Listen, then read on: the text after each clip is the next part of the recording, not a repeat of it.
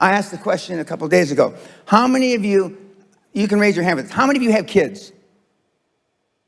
Fuck, too bad. But anyway, you have kids, okay? Don't raise your hand now. How many of you would like to have your kids grow up just like your parents? You know the answer, don't you?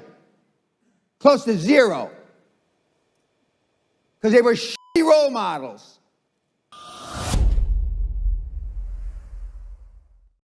Now, I'm not going to ask the second question. How many of you would like your kids to grow up and be like you? Allah forbid. God forbid. But being a high-performance person is a full-time job. Michael's known me over 20 years. I'm like this when I wake up in the morning to brush my teeth. I'm like this when I brush my teeth before I go to sleep. I'm like this 24/7, 365, and I've been like this for the better part of 50 years. I'm always like this. I'm always pushing the edge of the envelope. And that's why, I'm an overnight success. I've been doing this, I've been coaching 25 and a half years, but all of a sudden I'm popular as hell, but I've been doing this for 50 years. I have the same habits today as I had 50 years ago. The exact same habits. But they're just ingrained in me. They're ingrained in me. And for those of you that have never been around the high-performance people like I just alluded to, the Warren Buffetts, Elon Musk, God rest his soul, Steve Jobs, who I happen to have known, they were like this 24/7, 365. It wasn't an act. We have 2 tests on my website. All my stuff's free, by the way. One is called a Snowflake Test. 96.4% of the people that take the Snowflake Test fail. The first or second question on the test is, if someone spit in your mother's face, what are the choices? There's 4 or 5 choices.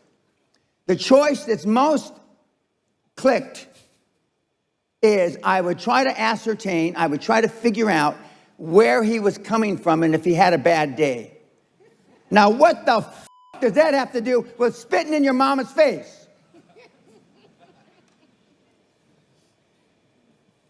I would try to figure out if he had a bad day. Does that mean if he had a bad day, it's all right to spit in your mother's face? So the softer test was based on what kind of sacrifices are you willing to be super successful? 60 hours a week. Nobody is willing to work 60 hours a week to be successful. Nobody's willing to miss an anniversary, wedding anniversary, to be successful. Nobody is willing to miss a holiday. If you booked a holiday and something important happened in business, would you tell your family to go on the holiday without you? And you're not going to go.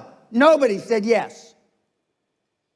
And it's got 27 questions or 26 questions, and they flunked that test worse than the other test because you're not willing to make any sacrifices to be high performance. I still work 50, 60, I don't consider it work. I still work 50, 60 hours a week. And I haven't had to work in 35 years. 35 years. But the world has changed. I mean, and the kids, and when I started giving all my product away for free about 10 years ago, and the reason I went from the highest priced product on the planet to 0, because I got so tired of you crying, moaning, and whinging. Oh, it's too expensive, I can't afford it. So now I give it to you for free. I get 3 times more emails now. Man, there's so much shit here, I don't know where to start, what do I do? So then a year ago, we developed a new product, QLA for Dummies.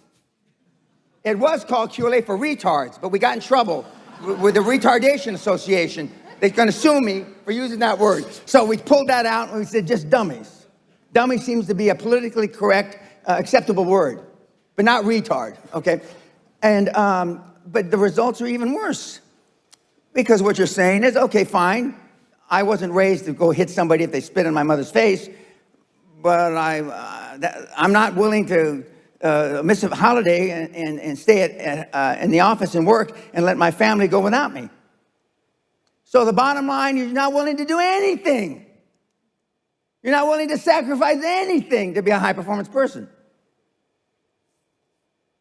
i.e., It's all for free on your website. All Correct. the tests, all the information. everything's free. The audiobook is on. Can we buy the book still, the red one? No, the first 100 million is audio for free. And then the book that I think is better than that is the $50 billion ebook, which is also free. There's 16.8 gigs of free material. Everything that I've ever produced is free. Because I wanted to take the last excuse from that guy and that guy and that gal why you didn't do it. So I give it to you. I certainly don't need the money. I only charge, as I was telling you the other night at dinner, I used to give seminars at the airport, 1,000 people, for free in the 90s. Absolutely 100% free. And I fed them lunch. And we had cocktails afterwards. And we get these nasty notes. I didn't like the lunch. The chicken was cold. You try to feed 1,000 people. The chicken's going to be cold. I didn't like the bartender didn't pour enough whiskey in my drink. This is free. And then the coup de grace, and when I stopped doing that, they wanted me to pay for parking when they came to the free seminar. So I stopped doing that. Sometimes you sound like a tough boy, like hell. But I am. But you care about the world, because otherwise you wouldn't do what right, you do. Right. No, Michael's right. He's looking for my Achilles heel, my chink in my armor. I found making $450 million easy. Easy. And I wanted to do something more with my life. And so when I got into the financial coaching, I wanted to change the fabric of financial coaching, which I have. And I wanted to be known as and now that's what they call me, the greatest of all time. But this was just me flapping my mouth 25 years ago. Now I am the greatest of all time, vis-a-vis creating wealth through people like yourselves. And I wanted to leave that legacy. And I wanted people, like I'm from the barrio, I'm a real rough background, been in jail 5 times, did a lot of ugly things, which I don't recommend to anybody. But I'm glad it happened to me, because I know what the other side, like some of you have never been, kicked in the teeth. I know what it is to be kicked in the teeth and my teeth be on the pavement. I know what that feels like. I know the humiliation. Forget the pain. You get over the pain. And I wanted the poor kids to understand that they had a methodology. There was a methodology used by one of them, and I'm considered for poor, although it's hard pressed for me to say how they don't believe that I'm poor now. But I mean, that was once poor and got in a lot of trouble. You can do it if you want to do it bad enough. The operative part of that little description is if you want it bad enough. Muhammad Ali, which used to be Cassius Clay, the great fighter, arguably one of the greatest fighters ever, he was talking shit since he was 14, 15 years old, I'm the greatest, before he ever had a professional fight. In athletics, it's more accepted to talk shit. Okay? You've been trained, keep your head down, don't embarrass yourself, don't embarrass the family, don't say things that may not happen. And I do just the opposite. I tell you to set goals beyond your lifetime. I tell you to set goals as soon as humanly possible. When kids come to me, they want to make $1 million, 10 million, and then when they've made 100 million, they say, Mr. Pena, we would have never, ever dreamt that we could create 100 million until we met you. You will never exceed your highest expectation. You will never exceed your highest, craziest thought. Never. That's a guarantee. And so then why, other than you've been taught by your parents in conventional wisdom, to set low goals? They've told you, the theory is you set low goals so then you can stair-step achievement, and you won't be as disappointed when you fail. That's the theory. But normally the person or the persons that have proposed that theory are poor.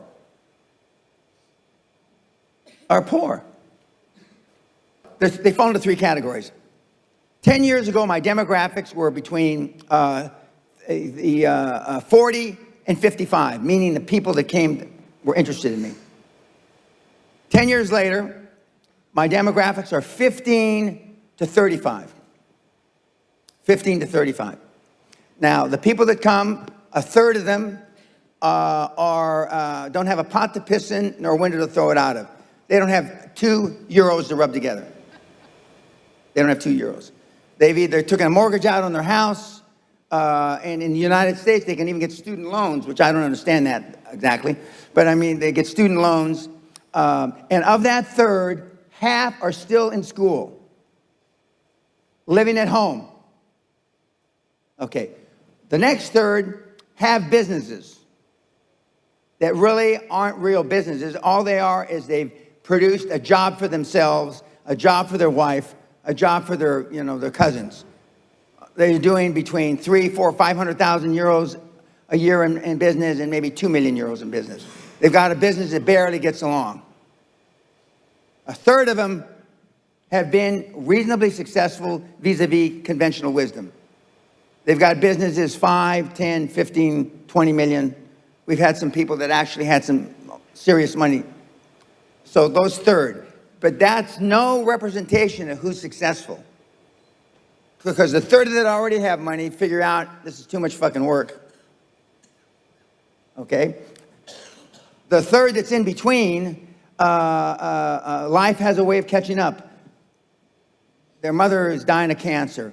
And I'm not saying this because it's funny. Their 9-year-old daughter gets pregnant. 9. And their whole life, you have a 9-year-old daughter that gets pregnant and you keep her, your whole life changes. I've seen it with my own eyes. Okay? And the third, the kids have less baggage. We have kids, the only asset they have is a 15-speed bicycle. For those of you that have done any research at all, on my website, we have teenage multimillionaires flying around in their own jet planes.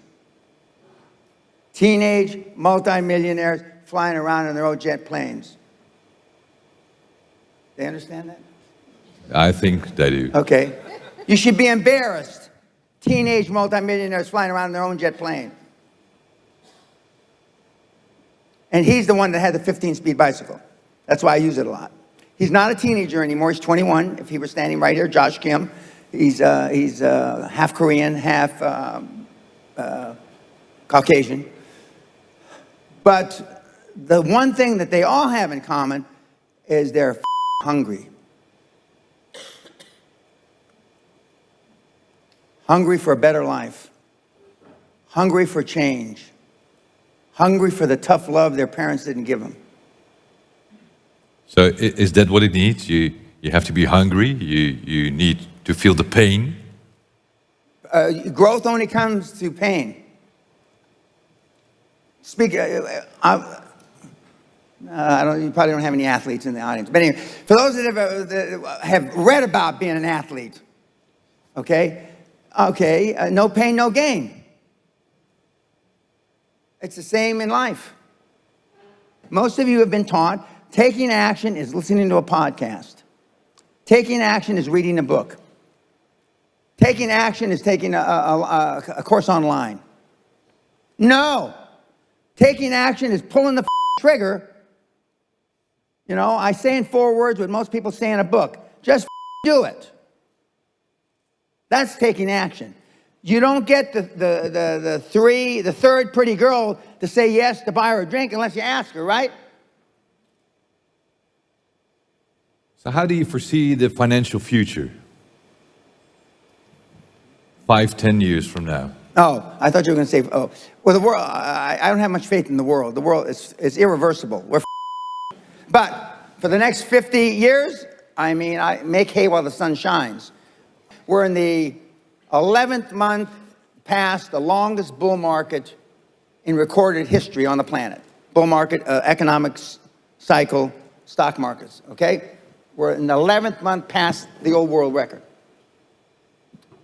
We got Trump coming in again, in my judgment, and he's going to extend that bull market. And he's very stock market oriented. He's very interest rate oriented. Some people say he's too stock market oriented. Some people say he's too interest rate oriented. But that's all good for us. For the next 5 years, it's easy peasy, as our daughter used to say 20 years ago when she was a little girl. And in some countries, like this country, it's easier because the only problem the Netherlands has is a lack of work ethic. They're lazy. And slow. Well, I think they're lazy because they're slow. Because they don't want to intellectually engage with somebody like me because I'll rip their head off down their neck. One, I'm a genius. Two, I'm extremely quick. And I chop people like you up for not even breakfast. That's what they're afraid of. But the bankers are slower than you. They're slower than you. And when you come in with a script that you took off my site for free, they're going to think you are Warren Buffett. But see, I remember what Amsterdam and Rotterdam looked like in 1952 and 53. I was here then as well, as a little kid. Flat, bombed out. You could pick up Nazi war helmets in the rubble. Almost as, this is an exaggeration, but almost as flat as this stage. When I was here from beginning of 52 to the end of 53. During the Korean War, my dad was an army officer, and he was able to bring his dependents here. We were stationed in France, but Berlin, I mean, most of Europe was flat. See, so I know what it looked like. I know what it looks like now. But the people that had the big, much more expanded comfort zones were your grandparents that fought the Germans. You know, and they had hard times. But, I mean, you haven't fought anybody except your waistline. And most of you are losing that battle. You haven't done shit. You know, what do you want your legacy to be? Some of you don't even want to talk. It's another thing you don't want to talk about. What's your legacy going to be? You know, when I tell students and groups, if I were you, anybody in the audience, and I could see a 17-year-old kid, multimillionaire, flying in his jet plane, I'd be embarrassed. Teenager, no education, homeschooled, one of 10 kids. How can you, I don't care how you justify, I don't care what you can tell yourself, you can't yourself enough to overcome a teenage multimillionaire in his own jet. You can lie to yourself from now until Christmas, and you can't yourself over that. And that's only one kid. I got a jillion of them. What are you going to do? What are you going to do? Josh Kim has a cult following of 1 million people follow him. When he walks around, he lives in a penthouse in Las Vegas. He races his $2 million race car on the weekends. He just turned 21. Other than jerking off, what were you doing between 17 and 21, guys? What did he do? Okay, in America, they want to get you out of the hospital as soon as possible now. They don't want you to stay more than a few hours or a day or two after surgery, okay? And so they can, home assisted is you go home and the nurse comes to you or the physio comes to you and he's rolling those up. He has 2 offices, one in Chicago, one in Las Vegas. And the big margin business. And there's a lot of people that have started those businesses 20, 30, even 40 years ago that have no exit. Healthcare is hot all through Europe. But the hottest of hot is cybersecurity and artificial intelligence. That is sizzling hot. Every time Trump rattles his sword, cybersecurity And, you know, you're like some cybersecurity guys just stole 40 million in Bitcoin, it's hot. And some of the kids that got into cybersecurity at the beginning of the cycle, 25, 30 years ago, when it really started, are now tired, old. Not old by my standards, but they feel old, and they don't want the hassle anymore, so they went out. Then last question. Again, you're the grandfather. You have this grandchild. Correct. What do you think about the world in 20, 25 years from now? It's gonna be hard. It's gonna be hard. What can we do to save it? Get away from political correctness. I'll answer it in a different way. In 1986, the average handshake, a man's pound per pressure handshake, was 118 pounds. A woman's handshake was 96 pounds. Everybody understand what I'm saying? The pressure, when you shake hands, that was 1986. In 2016, the man's pressure has gone from 118 to 96, and the woman's has gone from 96 to 108.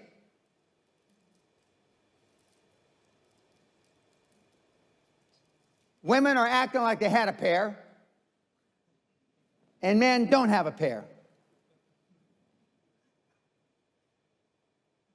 And if that continues, I don't see much of a future. But the sun is going to gobble up the earth in about between 7 and 11 billion years. Although I'm planning on living a long time, I'm not going to live quite that long. But just work hard. I don't know any other thing than hard work. And hard work is out of favor now. It just is. And I don't see any way around that. The only people that believe in hard work are people that, not the only, that's an exaggeration, but most of the people that still believe in hard work are people that I produced. And now, if I was sitting up here in a wheelchair like Hawkins, who's dead, God rest his soul, he and I were about the same age, by the way. But I'm not, am I? I'm 6'1", 225, fucking twisted steel and panther piss. And I can take 10 snowflakes at a time. But I'm a dying breed. I'm a Neanderthal. I understand that. I'm sad to say that, because I know it's a sad commentary for the human race. But you're not gonna, the human race is still gonna be here in 20 years. It's going to be, the Russians laugh at us. We're so weak. I mean, the free world. The Chinese laugh at us because we're so weak. Do you understand that? There's 3 economies on the planet, arguably. Chinese, Russia, and the free world. And 2 of the 3 laugh at us. Do you think they're delusional? I don't think so. But you can have anything you want in life as long as you work hard. And it's honest, legal, moral. But I mean, kids, you can have whatever you want. Please go to my site. It's all free.